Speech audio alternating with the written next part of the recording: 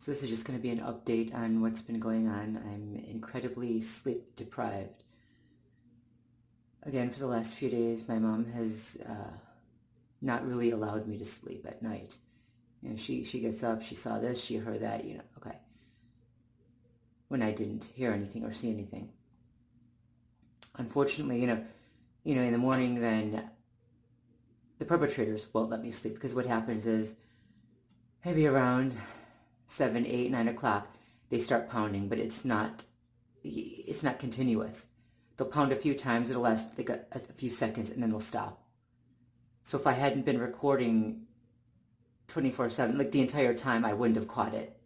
And of course, if you don't have proof, psychiatrists try to tell you, they want to try to convince you that it's all in your head. Well, I have proof this time, although I did go back and so what happened was I got up at like 8 something this morning. I had been using my little handheld recorder. It's not a video recorder, it's just audio. I had been using that all night, and it did record for 8 hours, a little more than that. I erased what was on there, and then I restarted it at around maybe 7:45. And then I went back to sleep. Maybe 2 hours later, around 2 hours later, I was woken up from a dream, and I was woken up with a lot of pounding on the ceiling. The pounding only lasted for a few seconds, but it was loud. It was strange, the combination of the weird dream and then the pounding. So in the dream, and I've been having a lot of weird dreams lately. In the dream, my mom and I were back at the old house. So we initially lived in a house, then we moved to the other the condo that she eventually lost, and now we're in an apartment that we rent. But in the dream, we were back at the old house, my childhood home, and people kept coming around, and it was weird, strange things kept happening. I don't remember exactly what, but someone in the dream was actually there's a woman who lives in this building who was in the dream too, and I remember I had tried to explain to her and a group that I was being followed, and they just didn't believe me. They kind of formed an inclusive little circle, and they were whispering about me, and there was nothing I could do to convince people of what was happening. And I keep having dreams like that where I try to tell people what's happening, and it's completely useless. Right. So anyway, then in the dream, now in reality, I have no siblings, right? But in the dream, or at least none that I'm aware of, right? In the dream, though, there was this guy, and he was tall, he was blonde, and he came by the house, and I knew him as my brother. Okay, obviously he's not my brother in real life. And again, I tried to explain to him that this is a Zrzet Sung style campaign against me, and he didn't believe me. Right? He kind of brushed it off and walked off. Then someone came and they started pounding. They were knocking on my mom's head, and I got very angry. And I went to the person who was assaulting her, and I tried to physically stop the person, and violently at that. But as that was happening, I heard pounding in real life, and that woke me up. Right. Good thing I was recording. This would just be another situation where if I hadn't recorded it, it would be said, well, maybe you just dreamed it, maybe you just imagined it. Especially now, because crooked psychiatrists want to call everybody mentally ill. They just want to have everybody labeled delusional so that nobody can prove anything that's going on. Right? This is a great way for them to silence all dissent. They're cooperating with the government at this point. Okay, they're handing out the label of delusional, and luckily I haven't been diagnosed with that yet. But you have to be so careful, right? Because they want to lead you to believe that this is all in your head and it's not really happening unless you have proof.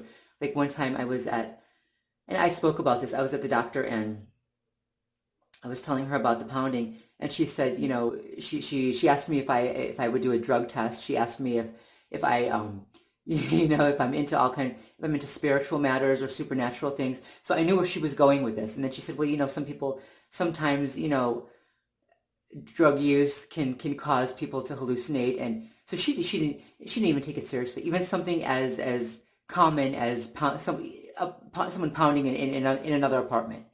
Anything can be denied now. Absolutely anything if you don't have proof. And this is the sickest thing. I mean, we would expect hardened criminals to do things like this, right? But we wouldn't expect mental health professionals or people who are supposed to have society's best interest in mind to help those hardened criminals abuse and torment their victims. But by silencing, by falsely accusing victims of mental illness and delusion, all they're doing is silencing the victims, and they're helping the abusers continue on, and even enabling them. Anyway, so I got proof, and even this morning, I had to think, I had to go back and think, did this really happen? Did I really hear that pounding, or was it just in my head? Was it just a dream? This is what they've got me. Even this is enough. In the end, I think psychiatry is enough to drive sane people insane because they want to convince you that you're insane when you're not. So even I had to question myself. But then I went back and I listened to the recording, and sure enough, there was the pounding. Anyway, the dreams are insane. A few nights ago, I dreamed that I don't know. It was weird. There were a lot of different scenarios, scenes being played out one after the other. But in one of them, there was a group of Native Americans that I had befriended, and I left for a while. And when I came back, they weren't there, and there was word that a war had taken place, and I don't know if they were captured or killed or what. But I was really concerned about them, and I was screaming, "Where are they? What happened to them?" I don't know. It was very strange. And then before that or after, I don't remember what order. I don't remember what order this took place in. But another part of that same dream, there were two women. They were thin. They were white. They had long red hair, and I got the impression that they were twin sisters.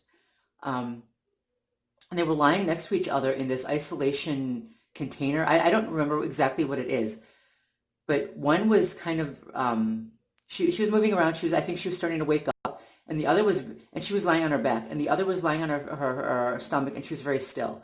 So the twin who was waking up then turned around to look at her sister who was lying on her stomach and realized she was dead. And then she started screaming, the twin who was still alive, and crying, and it was horrible. And then people came and picked her up and dragged her away, and they crucified her. Literally, they literally crucified her. I don't know what these people did. I don't know why it happened. This is a weird dream though, because even though I was an observer, it wasn't like it was happening to me. I was feeling this woman's emotions and her thoughts as it was happening. So on one hand, she looked at her sister and realized that she was dead, and she couldn't comprehend that her sister could be dead. It was kind of like, how is this possible? How can I live without my sister? How can I exist?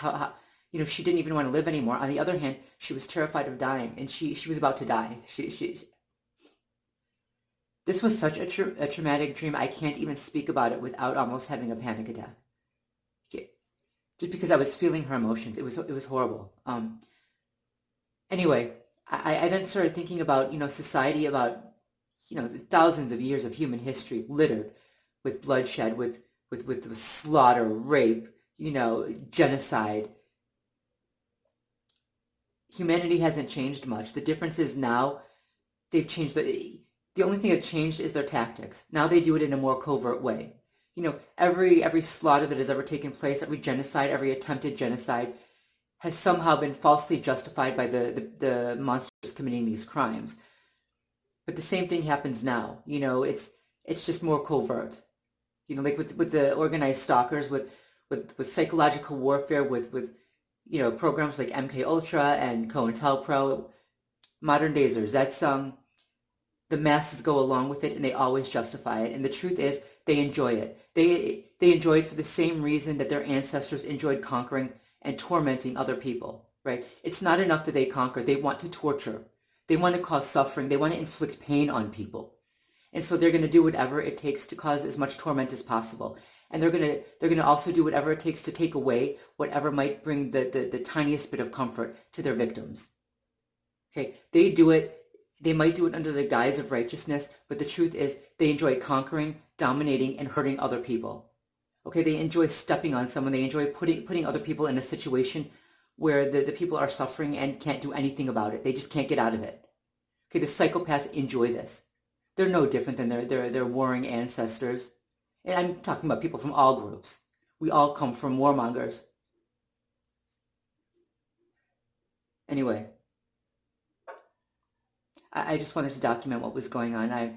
This isn't going to be a long video. I'm exhausted. I haven't gotten much sleep.